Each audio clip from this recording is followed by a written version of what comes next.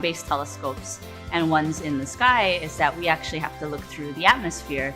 The atmosphere is something that protects human beings here on Earth, but it also can cause turbulence, more or less, in the optical beam that the telescope will see. Not only do we want to get really good images of the sun, we also want to understand the magnetic field properties. And so what polarimetry can provide is an ability to see the magnetic fields. When we open up the telescope, we actually open a 4-meter hole in the enclosure, and the enclosure points towards the sun.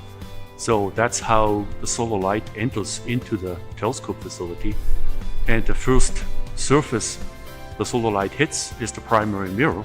There's a whole optical path that folds the light down through to the telescope into the coude, which is where the instruments are.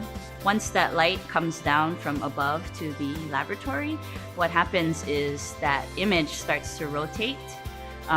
Because you're trying to track the sun, but the image of the sun is constantly rotating. So for our scientists who really want to study a feature on the sun, we don't want that small magnified feature to be rotating as they're taking their science data. So the coude lab actually provides a way to counter-rotate that rotation. We analyze the sunlight in different ways using those different instruments. Imagers give us a movie view of what is going on the sun, and the polarimeters and spectrographs give us more physical information about what is going on in the sun.